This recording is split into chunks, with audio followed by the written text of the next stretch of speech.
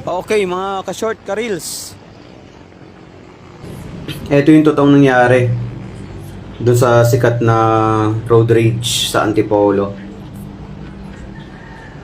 So dito pa lang, ang bilis na ng patakbo nung SUV. Tapos itong nakamotor, maniyahabol niya, I think, yung SUV. So hindi normal yung patakbo ng SUV, oh. Hindi ko alam kung hinahabol niya yung motor sa unahan.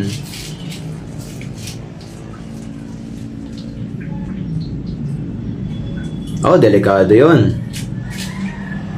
Ginigit ako na naman kay controller. Ginigit ako.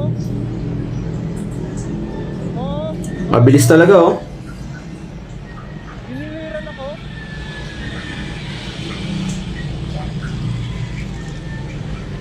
Palit-palit ng mga linya.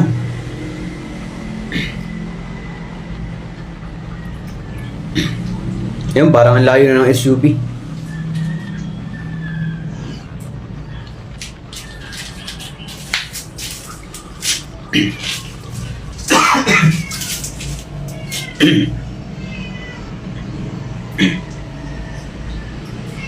Saan na kaya ang SUV? Yun, eto na. Nagpang-abot na. Sabi nung ibang uploader, inabangan daw nung mga nakamotor yung SUV.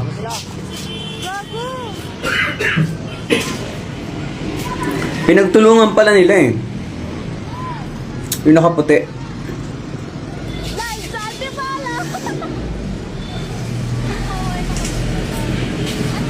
Nasa na? Eto, ibang anggulo naman to, galing sa taas. Dito kitang-kita talaga yung suntukan.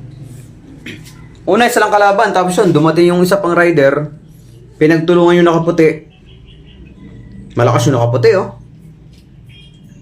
Pero umatras na yung nakaputi, eh. Oh, may mga maawat na. Oh, natakbo na yung nakaputi. Binabanatan pa rin. Ito yata yung kanyang asawa, yung nagbibideo. Oh, inawat na yung naka-helmet, oh. Gigil yung naka-helmet, eh. Galit na galit, eh, yung rider. Agresibo yung rider, eh.